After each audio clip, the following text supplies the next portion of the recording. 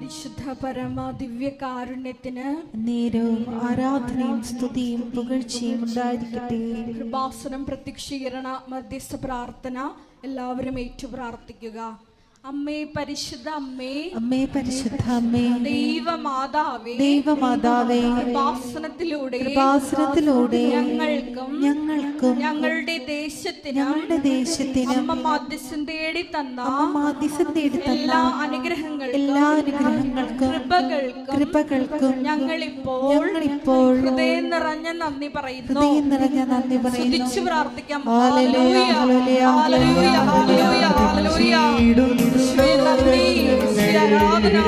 നാളിതുവരെ ഞങ്ങൾക്ക് നൽകിയ എല്ലാ കൃപകൾക്കും ഞങ്ങൾ നന്ദി പറയുന്നു. ഹല്ലേലൂയ, മഹത്വം, മഹത്വം. പരിശുദ്ധ പരമ ദിവ്യകാരുണ്യത്തിന് നേരവും ആരാധനയും സ്തുതിയും പുകഴ്ചയും ഉണ്ടായിരിക്കട്ടെ. അമ്മേ പരിശുദ്ധ അമ്മേ, അമ്മേ പരിശുദ്ധ അമ്മേ, ദൈവമാതാവേ, ദൈവമാതാവേ, 2004 ഡിസംബർ 7-ാം തീയതി 2004 ഡിസംബർ 7-ാം തീയതി ഉച്ചകഴിഞ്ഞ് 2:30 കൃപാസനത്തിൽ സംഭവിച്ച അമ്മയുടെ പ്രത്യക്ഷപ്പെടലിനെ കുറിച്ച് തിരുസഭയ്ക്ക് സമർപ്പിച്ചിരിക്കുന്ന പഠനരേഖകളുടെ മേൽ വസ്തുനിഷ്ഠവും ദൈവശാസ്ത്ര വിധി പ്രകാരമുള്ളതുമായ അന്വേഷണ പഠനങ്ങൾ നടത്തി ആ പ്രത്യക്ഷപ്പെടലിലൂടെ പ്രകടമായ ദൈവമാതാവിന്റെ പ്രത്യേക കരുതലും സംരക്ഷണവും വെളിപ്പെടുത്തുന്ന പീഡിതരുടെ ആശ്വാസവും പ്രവാചകന്മാരുടെ രാജ്ഞിയും വാഗ്ദാനത്തിന്റെ പേടകവും പ്രപഞ്ചപ്രകൃതിയുടെ മാതാവുമായ പരിശുദ്ധ അമ്മയുടെ ഭക്തി തിരുസഭയിൽ കൂടുതൽ പ്രചരിച്ച് ജീവിതത്തിന്റെ ദുരിത ദുരന്ത അവസ്ഥകളിൽ അകപ്പെട്ടു കഴിയുന്ന അനേകായിരം മക്കൾക്ക് ദൈവത്തിന്റെ സാന്നിധ്യവും സന്ധിപ്പും കൂടുതൽ അനുഭവിക്കുക വഴി ആത്മീയ വിശുദ്ധിയും ദൈവശക്തിയും കൈവരിക്കുവാൻ ഞങ്ങളുടെ കുടുംബങ്ങളെ ഇടയാക്കണമേ. സ്തുതിച്ചു പ്രാർത്ഥിക്കാം. ഹല്ലേലൂയ, ഹല്ലേലൂയ, മഹത്വം, മഹത്വം, ആരാധന, ആരാധന. ഹല്ലേലൂയ, നന്ദി, ആരാധന. ഹല്ലേലൂയ, ദിവ്യകാരുണ്യനാഥ ആരാധിക്കുന്നു. ഹല്ലേലൂയ. പരിശുദ്ധ പരമ ദിവ്യകാരുണ്യത്തിന് നേരവും ആരാധനയും സ്തുതിയും പുകഴ്ചയും ഉണ്ടായിരിക്കട്ടെ. അമ്മേ പരിശുദ്ധ അമ്മേ, അമ്മേ പരിശുദ്ധ അമ്മേ, ഭൂസ്വർലോകങ്ങളുടെ രാജ്ഞിയായ അങ്ങയ്ക്ക് ഭൗമ സംരക്ഷണത്തിനായി പ്രപഞ്ച പ്രകൃതിയെ തന്നെ തിരുസഭ പ്രതിഷ്ഠിക്കുവാൻ ഈ പ്രത്യക്ഷീകരണം വഴി ഇടയാക്കണമേ. പരിശുദ്ധ അമ്മേ, ജപമാല മാതാവേ, സകല കൃപാസനം പ്രാർത്ഥനകളോടും ചേർത്ത് ഞങ്ങളിപ്പോൾ പ്രാർത്ഥിക്കുന്ന ഈ സമൂഹത്തിന്റെ പ്രത്യേക നിയോഗങ്ങളും മൗനമായിട്ട് നമ്മളെ വിഷമിപ്പിക്കുന്ന നമ്മുടെ ജീവിത ഭാരങ്ങള് പരിശുദ്ധ അമ്മയുടെ മധ്യസ്ഥതയിൽ ദിവ്യകാരുണ്യ സന്നിധിയിൽ സമർപ്പിച്ച് പ്രാർത്ഥിക്കാം.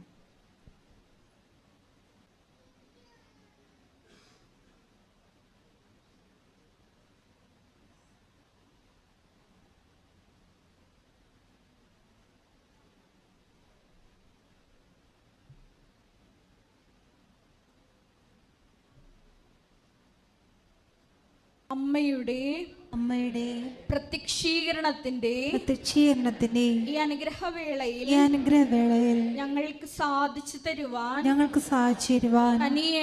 കനിയണമേ. ആമേൻ. സ്തുതിച്ചു പ്രാർത്ഥിക്കാം. Hallelujah, hallelujah, hallelujah. യേശുവേ നന്ദി, യേശുവേ സ്തുതി, യേശുവേ ആരാധന. യേശുവേ നന്ദി, യേശുവേ ആരാധന. ഹല്ലേലൂയ. പരിശുദ്ധ പരമദിവ്യകാരുണ്യത്തിന് നേരവും ആരാധനയും സ്തുതിയും പുകഴ്ചയും ഉണ്ടായിരിക്കട്ടെ. പരിശുദ്ധ പരമദിവ്യകാരുണ്യത്തിന് നേരവും ആരാധനയും സ്തുതിയും പുകഴ്ചയും ഉണ്ടായിരിക്കട്ടെ.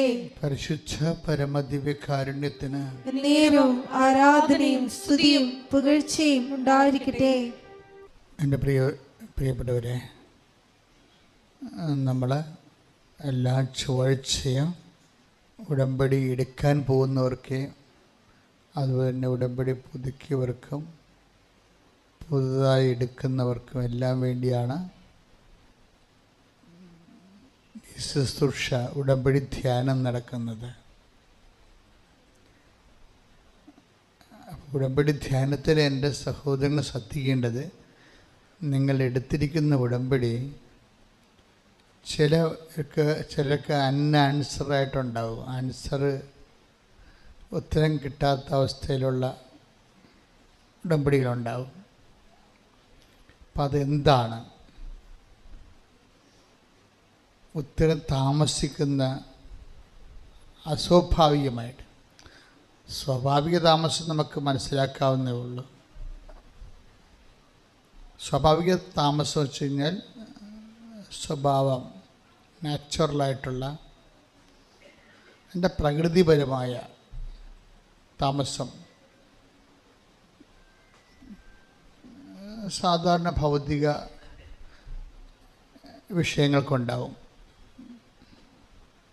ഇപ്പോൾ ഒരു വാഴ കുലച്ചു കഴിഞ്ഞാൽ പിറ്റേ ദിവസം പഴുക്കത്തില്ലല്ല.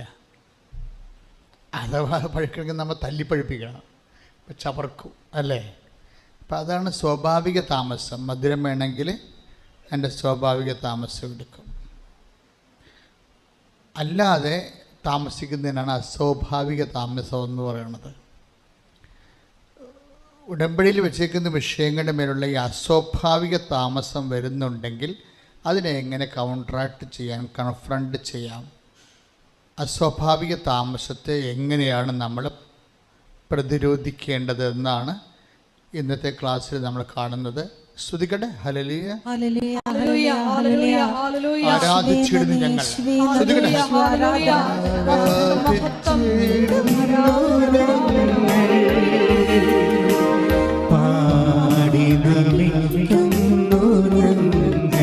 പരിശുദ്ധ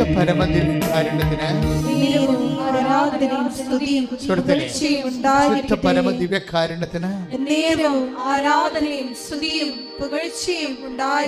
നമുക്കുള്ള പ്രത്യാശ ഭാരങ്ങളെ ലഘൂകരിക്കുന്നു. അതാണ് വിഷയം. ഈ പ്രത്യാശ നമുക്ക് അറിവിൻ്റെ തലത്തിലുണ്ടാകാം, അനുഭവ തലത്തിലുണ്ടാകാം. അപ്പോൾ ഇത് അറിവിൻ്റെ തലത്തിൽ എപ്പോഴും വരുന്നൊരു വിഷയം, എല്ലാവർക്കും പ്രത്യാശ ഉണ്ട്, അത് അറിവിൻ്റെ തലത്തിലാണ്. അങ്ങനെയല്ല, ഇതിനൊരു പ്രത്യാശയുടെ ഒരു അഭിഷേക തലമുണ്ട്. അറിവിൻ്റെ തലം കഴിഞ്ഞിട്ട്, അനുഭവ തലം കഴിഞ്ഞിട്ട് ഒരു അഭിഷേക തലമുണ്ട്. അതാണ് എപ്പോഴും നമ്മൾക്ക് ദൈവാനുഭവത്തിന് നമ്മളെ സഹായിക്കുന്നത്. അല്ലെങ്കിൽ നമുക്ക് ഒരു കപട ദൈവാനുഭവമായി പോകും. ദൈവാനുഭവം എന്ന് നമ്മൾ പറയുന്നുണ്ടെങ്കിൽ അത് യഥാർത്ഥ ദൈവാനുഭവമാകണമെന്ന് നിർബന്ധമില്ല. അപ്പം അതുകൊണ്ട് എപ്പോഴും എല്ലാ വിഷയവും, വചനത്തിനും അഭിഷേകമുണ്ട്, അറിവുണ്ട്, അനുഭവമുണ്ട്, അഭിഷേകമുണ്ട്. അപ്പം ഇത് മൂന്ന് ഓരോ ഘട്ടങ്ങളാണ്, വളർച്ചയുടെ ഘട്ടങ്ങൾ. ആദ്യം അറിവായിരിക്കും നമുക്ക് കിട്ടുന്നത്, പിന്നെ അത് അനുഭവമാകും. അനുഭവം എല്ലാവർക്കും ആകത്തില്ല. അത് ആരാണ് എക്സിക്യൂട്ട് ചെയ്യണത്, ആരാണ് ആ വചനം എക്സിക്യൂട്ട് ചെയ്യണത്, അതായത് പ്രയോഗിക്കുന്നവരെ.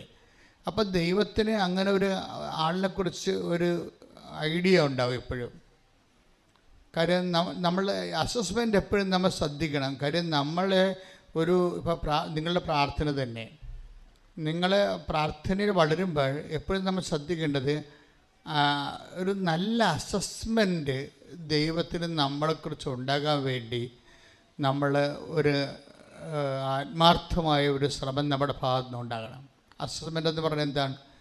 ആളെക്കുറിച്ചുള്ള ഒരു തൂക്കി നോക്കൽ, അക്കത്തൂക്കങ്ങൾ നോക്കുന്നത് നമ്മളെക്കുറിച്ച് ഒരു അസസ്മെൻറ്റ്. അതിൽ ഉള്ളിൽ വിചാരം എന്നൊക്കെ വേണേൽ പറയും. ഇപ്പോൾ ഉള്ളിൽ വിചാരം, ഇപ്പോൾ നമുക്ക് വിശ്വാസം പോലും ഉള്ളിൽ വിചാരമല്ലേ.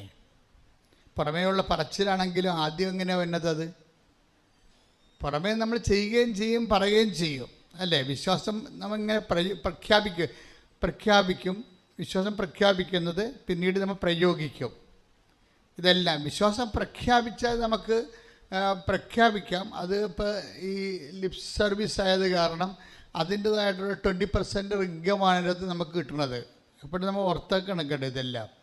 ആ വിശ്വാസം നമ്മൾ പ്രഖ്യാപിക്കുകയാണെങ്കിൽ സ്വാഭാവികമായി 20-30 ഇത്രയും നാൾ ഞാൻ 21 ലക്ഷത്തോളം മനുഷ്യരെ കൗൺസിൽ ചെയ്യുകയും അവരിൽ ദൈവം പ്രവർത്തിക്കുന്ന കാണുകയും അതേസമയം എൻ്റെ ജീവിതത്തിൽ തന്നെ ഞാനും അനേകായിരം പ്രശ്നങ്ങളിലൂടെയാണ് ഇവിടം വരെ എത്തിയത്.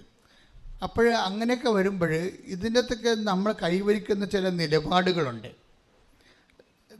God must know that we are sincere and serious. പ്രത്യേകിച്ച് അവൻ്റെ വചനത്തെക്കുറിച്ച് നമുക്ക് കുറച്ച് സിൻസിയറിറ്റി ഉണ്ട്. അപ്പോൾ ദൈവത്തോട് സിൻസിയറിറ്റി ഉണ്ടെങ്കിൽ നമ്മൾ ആദ്യം ചെയ്യണത് എന്താണ്? വചനം കേൾക്കും. കേട്ട് കഴിഞ്ഞാലും പിന്നെ അടുത്ത സംഭവം എന്താണ്? വചനം ശ്രമിച്ചു കഴിഞ്ഞാൽ പിന്നീട് അത് പ്രയോഗിക്കും. വചനം നടപ്പിൽ വരുത്തും.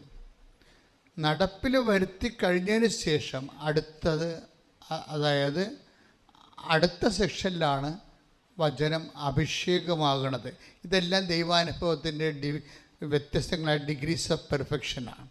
ദൈവാനുഭവത്തിലേക്ക് പോകുന്ന വഴിക്ക് ആദ്യം അറിവ്, പിന്നെ അനുഭവം, പിന്നെ അഭിഷേകം, അങ്ങനെ പോണത്. അപ്പം നിങ്ങളുടെ IELTS, വസ്തു വിൽപ്പന, കല്യാണം കഴിപ്പിക്കൽ, കുഞ്ഞുങ്ങളുണ്ടാകണത്, ഇങ്ങനെയുള്ള മിനിമം പരിപാടിയുമായിട്ട് നിന്ന് കഴിഞ്ഞാൽ മരിക്കണ വരെ ഇതുപോലെ പുതിയ പുതിയ പരിപാടികൾ വന്നുകൊണ്ടേയിരിക്കും. അതായത് ഇതിനെ അഡ്രസ്സ് ചെയ്യേണ്ടതല്ല, ഇതിനൊക്കെ അഡ്രസ്സ് ചെയ്യണതിന് ഒരു മിനിമം വോൾട്ടേജ് കൊടുത്താൽ മതി. പറഞ്ഞ മനസ്സിലായില്ലേ? ഇതൊക്കെ അഡ്രസ്സ് ചെയ്യണം. നിങ്ങളെന്താ സംഭവിക്കുന്നത്? നിങ്ങളുടെ ഫുൾ എനർജി ഇതിനകത്ത് ഇൻവെസ്റ്റ് ചെയ്യുകയാണ്. അതാണ് ഈ വിഷയത്തിൻ്റെ ഒരു പിൻപിടുത്തം വരുന്നത്. പിൻപിടുത്തം വരുന്നതിൻ്റെ കാര്യം നിങ്ങളുടെ ബുദ്ധിയും ബോധവും കഴിവും ചിന്തയും ആലോചനയും എല്ലാം ഒറ്റ വിഷയത്തിലേക്ക്.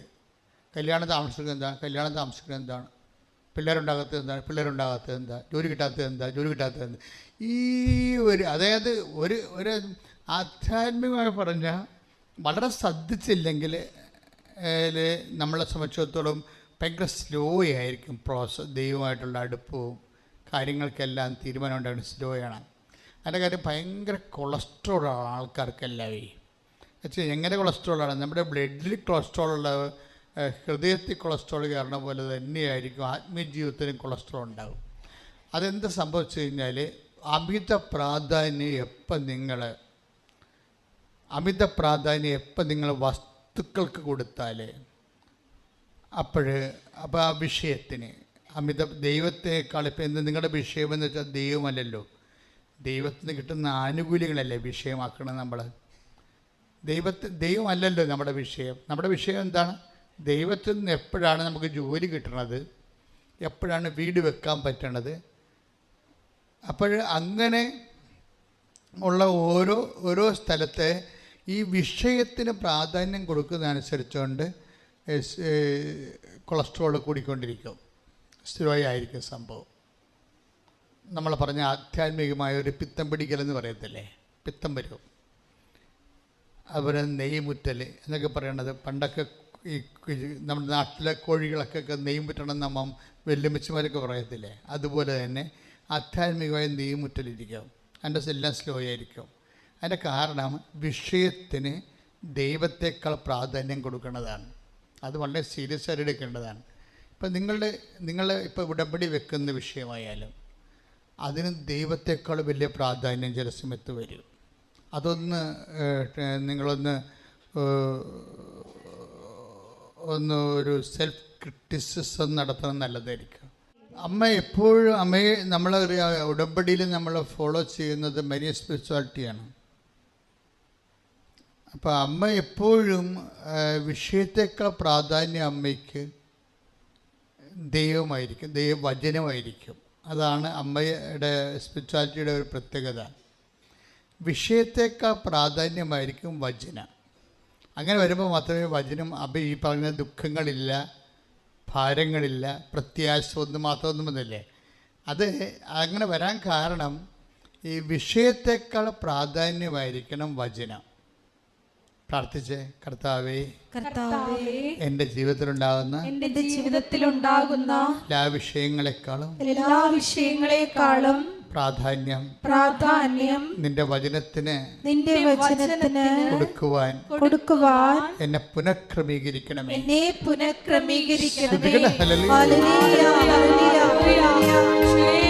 പരിശുദ്ധ പരമദിവ്യകാരുണ്യത്തിന് ആരാധനയും സ്തുതിയും പുകഴ്ചയും ഉണ്ടായിരിക്കട്ടെ.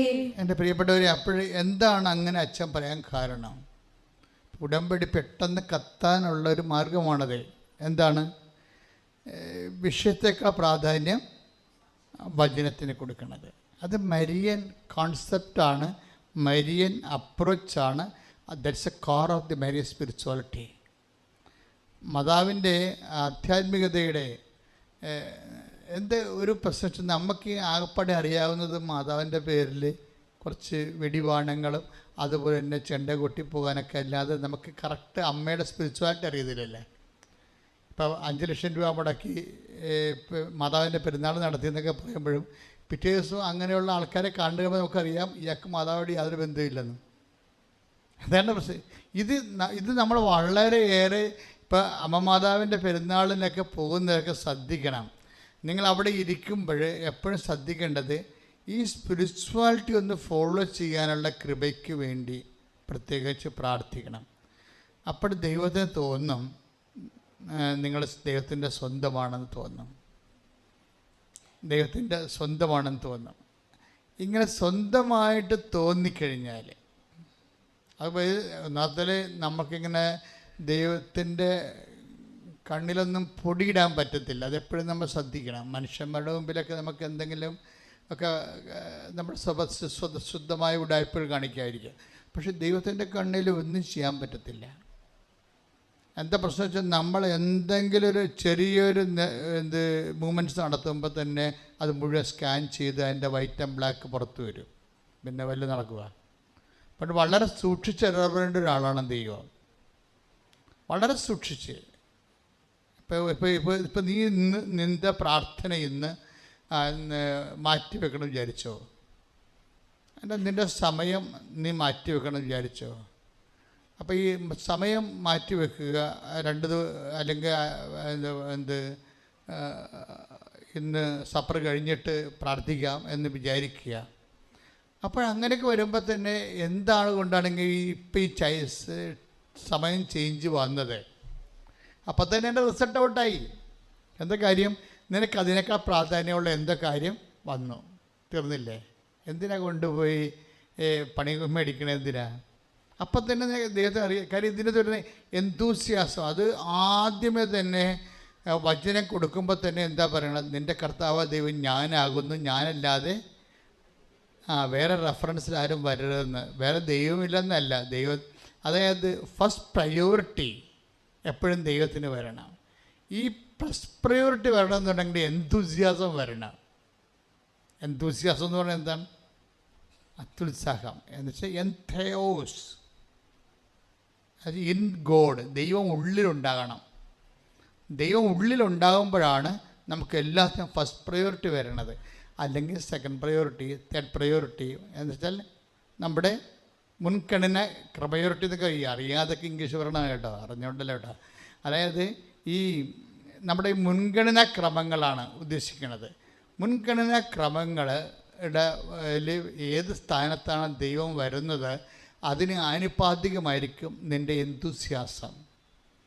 എന്ന് വെച്ച് കഴിഞ്ഞാൽ എപ്പോഴും വരേണ്ടത് ഇപ്പം മറിയത്തിൻ്റെ അഭിവാദനം കേട്ടപ്പോൾ തന്നെ ഗർഭസ്ഥ ശിശു എന്തൂസിയാസ്റ്റിക്കായി. അപ്പം തന്നെ ആത്മാവിൽ നിറഞ്ഞ്. എന്നിട്ട് ഈ എലിസബത്ത് എന്താ പറയണത്? മറിയത്തെ കാണുമ്പോൾ അപ്പം തന്നെ ഇത് സ്കാൻ ചെയ്ത് അപ്പം തന്നെ റിസൾട്ട് പുറത്ത് തന്നെ കണ്ടില്ലേ? അതായത് അമ്മയുടെ അഭിവാദനം കേൾക്കുമ്പോൾ തന്നെ ആ വൈര് സെക്കൻഡിൽ മാതാവിന് ഇങ്ങനെ പെട്ടെന്ന് ഇങ്ങനെ പച്ച വെളിച്ചം അങ്ങോട്ടും ഇങ്ങോട്ടും കടന്നു പോകും. എന്നിട്ട് സ്കാൻ ചെയ്ത് റിപ്പോർട്ട് വരും. എന്താണ്? മേരി, യു ആർ ബ്ലെസ്സഡ്, നിന്റെ ഉദരഫലവും അനുഗ്രഹീതമാണെന്ന്. ഉദരഫലം അനുഗ്രഹീതമാണെന്ന് അമ്മ പോലും സ്കാൻ ചെയ്തിട്ടില്ല പ്രഗ്നൻ്റ് ആണെന്നറിയുള്ള കാര്യം ഇല്ലേ? മാലാഖയുടെ ഒറ്റ അഭിവാദനത്തിലാണ് നിൽക്കുന്നത്. ആളെ പ്രഗ്നൻ്റ് ആണോ ഇല്ലെന്ന് അമ്മയ്ക്ക് അറിയത്തില്ല. പക്ഷേ എലിസബത്താണ് സ്കാൻ ചെയ്തിട്ട് ഗർഭിണിയെ സ്കാൻ ചെയ്യണത്. പെട്ടെന്ന് ഒറ്റ അഭിവാദനത്തെ എലിസബത്ത് സ്കാൻ ചെയ്യും. എന്താ കാര്യം? എലിസബത്തിൽ അങ്ങോട്ട് ആളെ കാണുമ്പോൾ പരിശുദ്ധാത്മാവിൽ നിറഞ്ഞിട്ട് ഈ ഗർഭസ്ഥ ശിശു തുള്ളിച്ചാട്.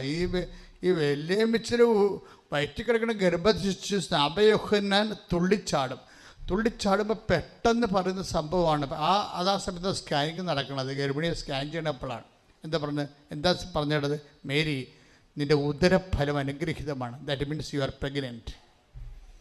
എലിസബത്ത് അല്ലേ പറയണ അമ്മയോട് പ്രഗ്നൻ്റ് ആണെന്ന്? ഇല്ലേ? അത് ഒറ്റ കാഴ്ചയിലാണ് പറയണത്. അപ്പോൾ അമ്മ പറയും, my soul magnifies the Lord. പിന്നീട് അതിനേക്കാൾ എന്തൂസിയാസ്റ്റിക് ആയിട്ടാണ് അമ്മ പറയണത്. എന്താ പറയണത്? എൻ്റെ ആത്മാവ് രക്ഷകനായ ദൈവത്തിൽ. വാക്ക് വിട്ടുപോകരുത്. ഉദരഫലമെന്ന് പറഞ്ഞപ്പോഴേ അമ്മ ഒരു സാധാരണ കുഞ്ഞിനെക്കുറിച്ചല്ല അവിടെ സംസാരിക്കണത്. എന്താ അമ്മ സംസാരിക്കണത്? എൻ്റെ ആത്മാവ് രക്ഷകനായ ദൈവത്തിൽ. ഒന്ന് പറഞ്ഞേ. എൻ്റെ ആത്മാവ് രക്ഷകനായ ദൈവത്തിൽ ആനന്ദം കൊള്ളുന്നു. This is the first spell. ഇപ്പം ഗോസ്പലാണ്, പക്ഷെ ഫസ്റ്റ് സ്പെല്ലാണ്. യേശുക്രിസ്തുവിനെ കുറിച്ച് ആദ്യത്തെ മംഗളവാർത്ത കഴിഞ്ഞാൽ ആദ്യത്തെ ഒരു കുറിച്ച് പറയുക, ആദ്യത്തെ ഒരു ഫസ്റ്റ് നോളജാണ്. എന്താണ്? രക്ഷകനായ ദൈവം. അവൻ തന്റെ ജനങ്ങളെ അവിടെ പാപങ്ങളിൽ നിന്ന് മോചിക്കുന്നു പറഞ്ഞില്ലേ? മത്തായി 1:21. മത്തായി സുവിശേഷം 1:21. പറഞ്ഞോളൂ. അവൾ ഒരു പുത്രനെ പ്രസവിക്കും. പറഞ്ഞേ. അവൾ ഒരു പുത്രനെ പ്രസവിക്കും. പറഞ്ഞോളൂ. അവൾ ഒരു പുത്രനെ പ്രസവിക്കും. നീ അവന് യേശു എന്ന് പേരിടണം. എന്തെന്നാൽ അവൻ തന്റെ ജനത്തെ അവരുടെ പാപങ്ങളിൽ നിന്ന് മോചിപ്പിക്കും. ഒന്നുകൂടി പറഞ്ഞേ. അവൻ തന്റെ ജനത്തെ അവരുടെ പാപങ്ങളിൽ നിന്ന് മോചിപ്പിക്കും. പരിശുദ്ധ പരമദിവ്യകാരുണ്യത്തിന് ആരാധനയും സ്തുതിയും പുകഴ്ചയും ഉണ്ടായിരിക്കട്ടെ. അപ്പോഴ് എലിസബത്ത് എന്താ പറയണത്?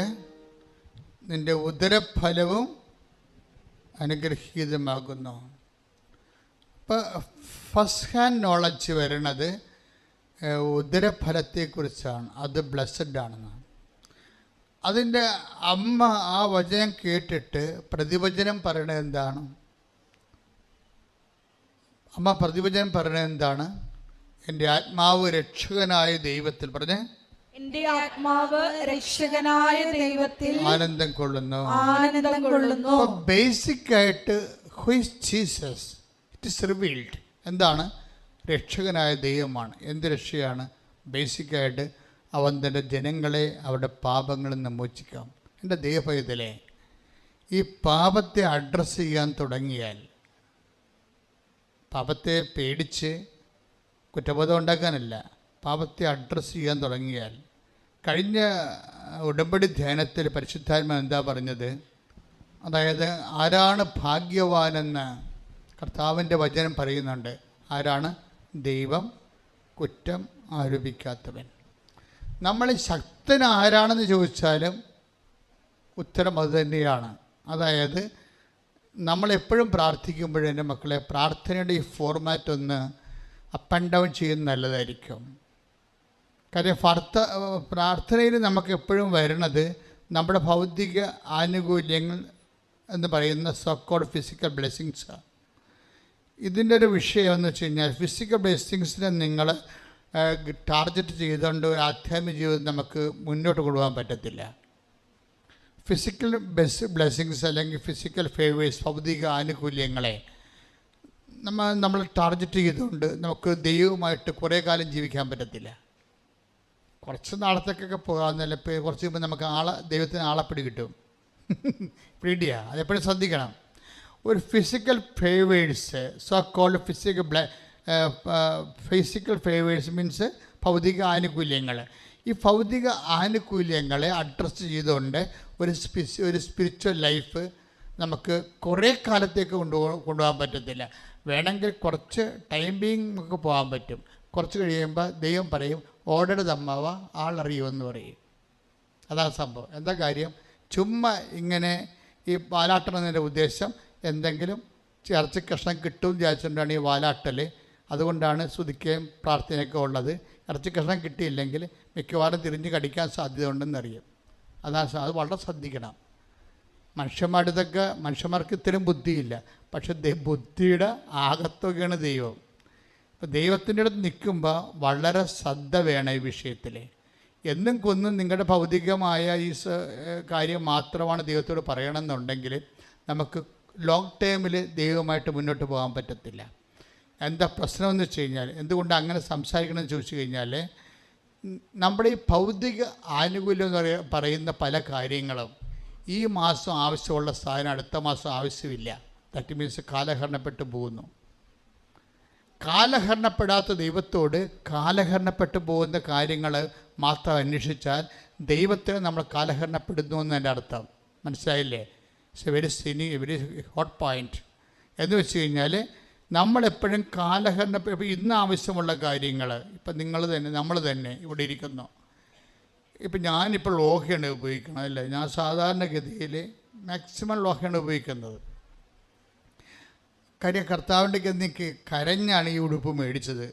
85 പട്ടം കിട്ടിയാണ്. പക്ഷേ ഉടുപ്പ് വാങ്ങിക്കുന്നത് എനിക്ക് തോന്നുന്നത് 4 വർഷം, അതിനൊന്ന് 3.5 വർഷം മുമ്പാണ് ഉടുപ്പ് വാങ്ങിക്കേണ്ടത്. 81 82 അന്ന് ഒത്തിരിയേറെ പ്രാർത്ഥിച്ചു. എനിക്ക് ഉടുപ്പ് കിട്ടാത്തൊരു സാഹചര്യം സെമിനാരി ജീവിതത്തിലുണ്ടായിട്ടുണ്ട്. കാര്യം എൻ്റെ അതായത് സെമിനാരിയുടെ അസസ്മെൻ്റ് അനുസരിച്ച് ചില സമയത്ത് എനിക്ക് അപ്ഡേഷൻ വന്നു പോകാതെ, ചില സമയത്ത് എനിക്കൊരു ചെറുകറയുടെ നിനക്കൊരു റീജൻസി കിട്ടാനുള്ള സാധ്യത ഉണ്ടെന്നൊക്കെ കൂട്ടുകാർ പറയും.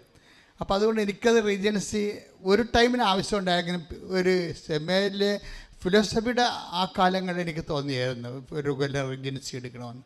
പക്ഷേ പിന്നീട് എനിക്ക് തോന്നിയിട്ടില്ല.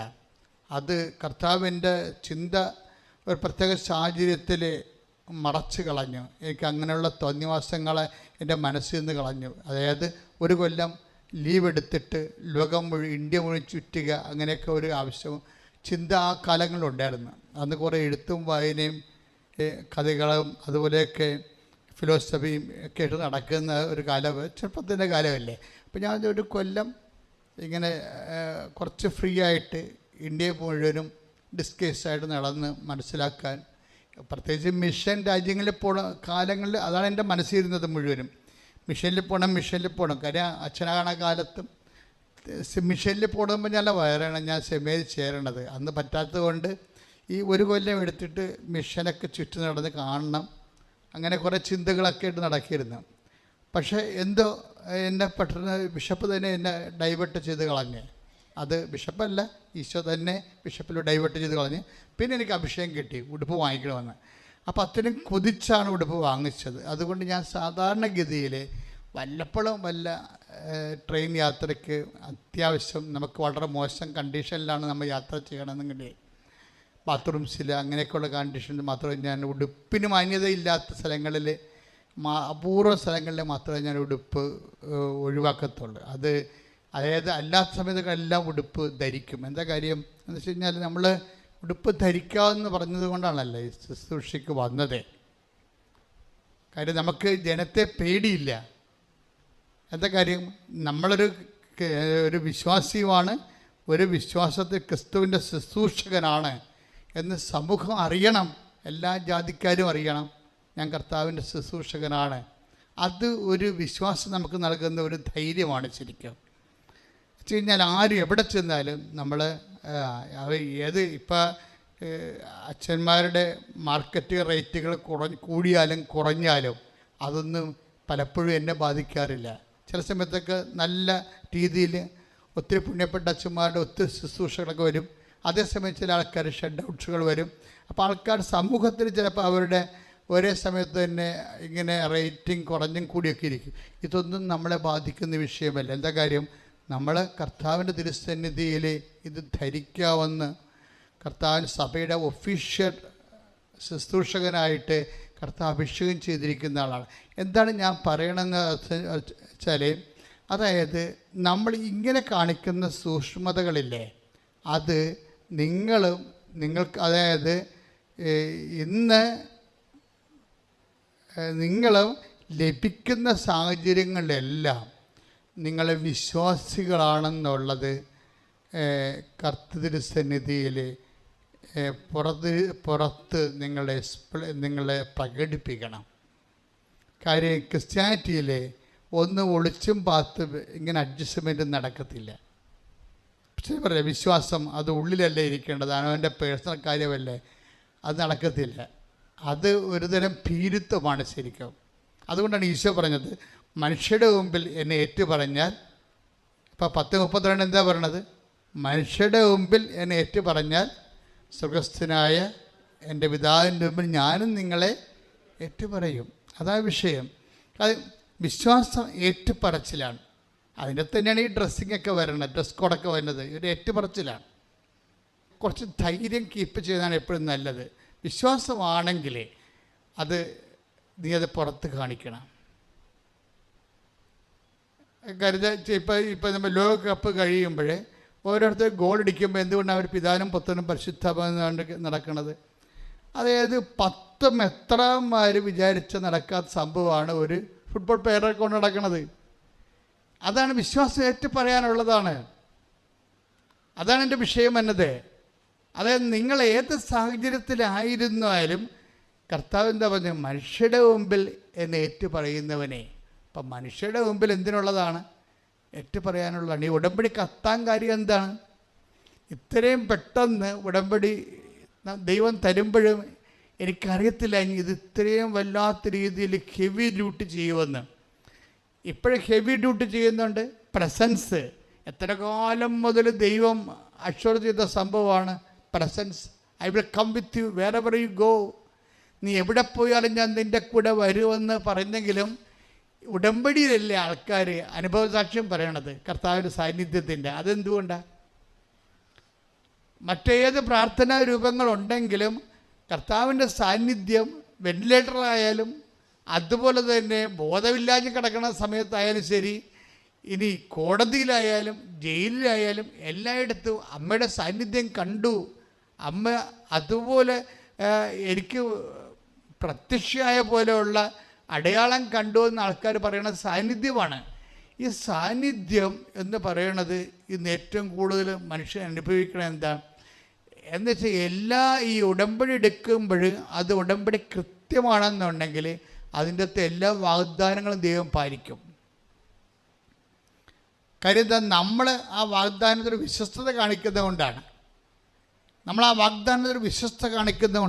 അതുകൊണ്ട് തന്നെ അതിൻ്റെ കൂടെ അതുപോലെ തന്നെ ഈ ഏറ്റുപറച്ചിലും വിശ്വാസം ഏറ്റുപറച്ചിൽ. നിങ്ങളെ കൃപാസനം പത്രം കൊണ്ടേ കൊടുക്കുമ്പോൾ ഞങ്ങൾ എന്തുമാത്രം ട്രോളുകൾ ഉണ്ടായാലും ഞങ്ങൾക്കത് ഒരു സന്തോഷമോ സൗമ്യമായിട്ട് അതിനെ കാണുന്ന കാര്യം എന്താണ്? ഇത് വരുത്തി വച്ചിരിക്കുന്ന ദൈവാനുഭവം എന്ന് പറയുന്നത് ചില്ലറയല്ല. എന്താ കാര്യം? ഒന്ന്, ഇത് കൊണ്ടേ കൊടുക്കുമ്പോൾ ഈ മനുഷ്യൻ യേശുവിനെ ഏറ്റുപറയേണ്ടി വരും. മനുഷ്യരുടെ മുമ്പിൽ ദൈവത്തിന് വിശ്വാസം ഏറ്റുപറയേണ്ടി വരും.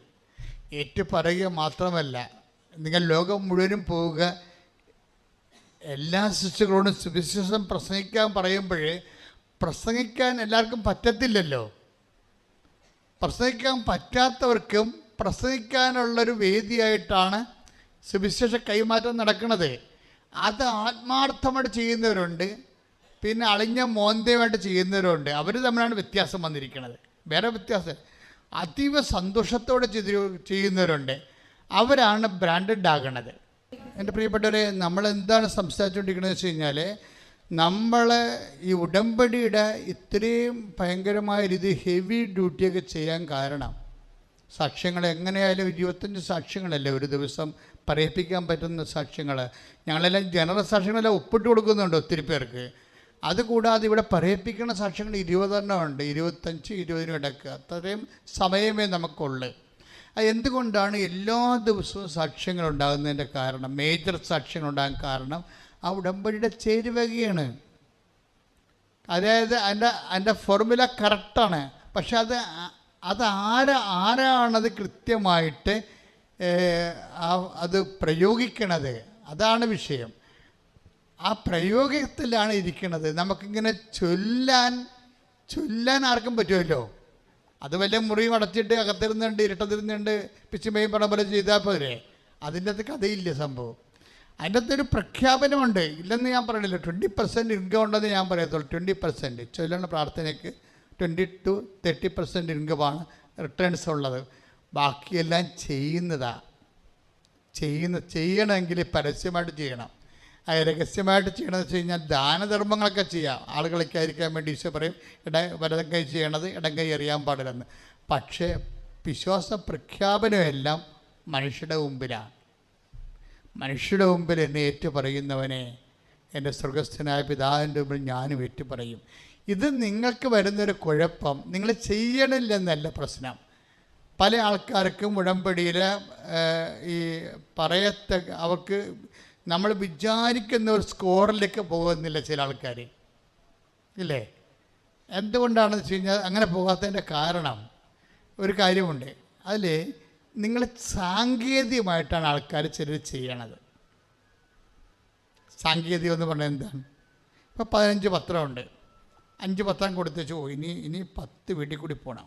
എവിടെയൊക്കെ പോകണം? വല്ല പരിചയമുള്ള വീട്ടിൽ പോകാം. നമുക്ക് പണി കിട്ടാത്ത വീട്ടിൽ പോയല്ലേ, നമുക്ക് പണി കിട്ടാത്ത വീട്ടിൽ പോകാമല്ലേ എന്നൊക്കെ ചിന്തിച്ച് ദൈവമായിട്ടൊരു കോംപ്രമൈസൊക്കെ ഒത്തുതീർപ്പൊക്കെ എത്തിയിട്ട് ഇത് സാധനം എങ്ങനെയും കൊടുത്ത് ഒപ്പിക്കും. ഈ ഒപ്പിക്കുന്നതിന് സാങ്കേതികം എന്ന് പറയുന്നത് സാങ്കേതികമായിട്ട് ചെയ്യാം. സാങ്കേതികമായി പറഞ്ഞാൽ എപ്പോഴും നമുക്കറിയാവില്ല, പ്രവാചകൻ take the word of God. പ്രവാചകനെ പ്രവാചകനായി സ്വീകരിക്കുന്നവന് പ്രവാചകന്റെ പ്രതിഫലം. ഒന്ന് പറഞ്ഞ പ്രവാചകനായി സ്വീകരിക്കുന്നവന് പ്രവാചകന്റെ പ്രതിഫലം. നീതിമാനായി സ്വീകരിക്കുന്നവന് നീതിമാന്റെ പ്രതിഫലവും ലഭിക്കുന്നു. പ്രതിഫലം ബേസിസിലാണ് കേട്ടോ, അത് ചേർത്തുക്കണം. എന്ന് വെച്ച് കഴിഞ്ഞാൽ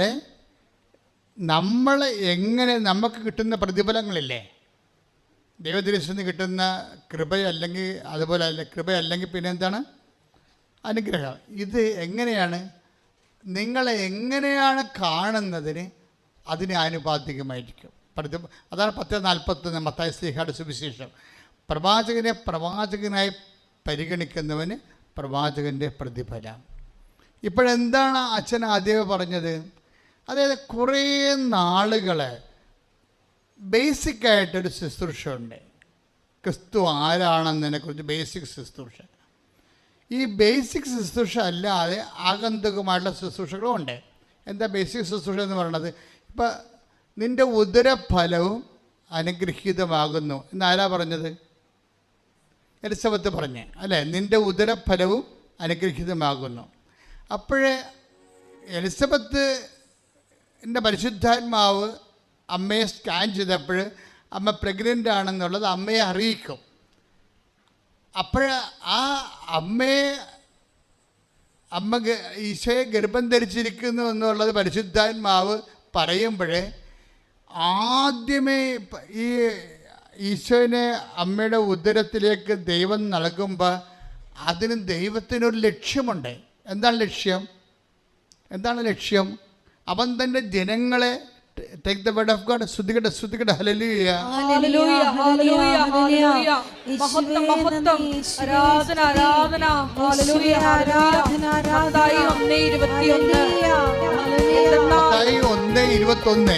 അവൻ തന്റെ ജനത്തെ അവരുടെ പാപങ്ങളിൽ നിന്ന് മോചിപ്പിക്കും. പറഞ്ഞേ, അവൻ തന്റെ ജനത്തെ അവന്റെ പാപങ്ങളിൽ നിന്ന് മോചിക്കും. ഈ ജോലി ചെയ്യാൻ പറ്റാതെ വന്നാൽ സഭയല്ലാതായി മാറി. ഇപ്പോൾ സ്റ്റാൻ സ്വാമിയുടെ NIA-ക്കാർ സ്റ്റാൻ സ്വാമിയുടെ വെബ്സൈറ്റിലോട്ട് ഈ ഇംപ്ലാന്റ് ചെയ്തെന്ന് പറഞ്ഞില്ലേ, കുറേ ഡേറ്റ ഇംപ്ലാന്റ് ചെയ്തു എന്നൊക്കെ പറഞ്ഞ് അപ്പോൾ സ്റ്റാൻ സ്വാമിയുടെ രക്തസാക്ഷ്യത്തിന് കാരണമായി. പക്ഷേ അദ്ദേഹം ആത്മാർത്ഥമായ അവസാനം വരെ കർത്താവിൻ്റെ ജോലി ചെയ്ത ആളാണ്. പക്ഷേ വിമർശനം എന്താ? ലോഹം ഉപയോഗിച്ചിട്ടില്ലെന്നാണ് വിമർശനം. ഒരു വിമർശനം ഇങ്ങനെ ലോഹം ഉപയോഗിച്ച് ഒരു പടം കാണിച്ചു തരാമെന്നൊക്കെ ചോദിക്കണില്ലേ സോഷ്യൽ മീഡിയയിൽ. പിന്നെന്താ ഇങ്ങനെ കുർബാന ചൊല്ലിയിട്ടുണ്ടോ? അതൊക്കെ ചോദ്യങ്ങളാണ്. ചെല്ലിയാലും ചെല്ലില്ലേലും ചോദ്യങ്ങളുണ്ട് കേട്ടോ. നമ്മൾ അഡ്രസ്സ് ചെയ്യാതെ നമുക്ക് മുന്നോട്ട് പോകാൻ പറ്റത്തില്ല.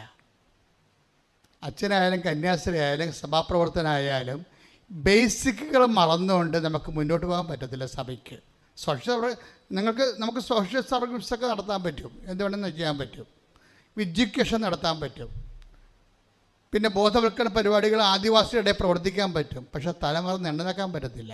ബേസിക്കായിട്ട് ചെയ്യേണ്ട ഒരു സംഭവമുണ്ട്. എന്താണ്? അവൻ തൻ്റെ ജനങ്ങളെ പറഞ്ഞ് അവൻ തന്റെ ജനങ്ങളുടെ അവരുടെ അവരുടെ പാപങ്ങളിൽ നിന്ന് മോചിക്കും.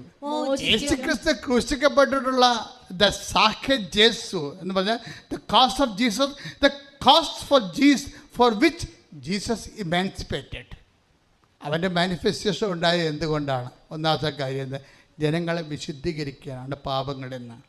പട്ടിണിയും ദാരിദ്ര്യവും അതുപോലെ തന്നെ പലതരത്തിലുള്ള ഭൗതിക സാഹചര്യങ്ങളൊക്കെ ഉണ്ടാവും. ഇപ്പം ഞങ്ങളൊക്കെ വിഴിഞ്ഞം സമരത്തിൽ ഞാൻ പ്രതിയാണ്. കേസ് എടുത്തിട്ടില്ല. ഒരു നേരത്തെ ഉണ്ടായിരുന്ന കേസിന് കഴിഞ്ഞ ആഴ്ച ഞാൻ കോടതി പോകുന്നതേ ഉള്ളൂ. അതെന്താ? അത് സാമൂഹ്യ നീതിക്ക് വേണ്ടിയുള്ള സുവിശേഷ മുന്നേറ്റങ്ങളാണ്, നീതിക്ക് വേണ്ടിയുള്ള ദാഹമാണ്. അത് സുവിശേഷത്തിൻ്റെ ഒരു ഭാഗമാണ്. പക്ഷെ അതേസമയം തന്നെ ഇതിന് ബേസിക്സ് ഉണ്ട്. എന്താ കാര്യം? അവൻ തൻ്റെ ജനങ്ങളെ പാപങ്ങളിൽ നിന്ന് മോചിച്ചെങ്കിൽ അവൻ്റെ ദൗത്യം ഏറ്റെടുക്കുന്ന എല്ലാ വ്യക്തികളുടെയും ചുമതലയാണ് ജനങ്ങളെ വിശുദ്ധീകരിക്കുക എന്നുള്ളത്. ജനങ്ങളെ വിശുദ്ധീകരിക്കാതെ വേറെ എന്ത് എഡ്യൂക്കേഷൻ ചെയ്താലും വേറെ എന്ത് സാമൂഹ്യ പ്രവർത്തനം ചെയ്താലും അതൊക്കെ പട്ടിക്കാട്ടത്തിൻ്റെ വിലകളേ ഉള്ളൂ. തലമുറ എണ്ണതാക്കാൻ പറ്റത്തില്ല.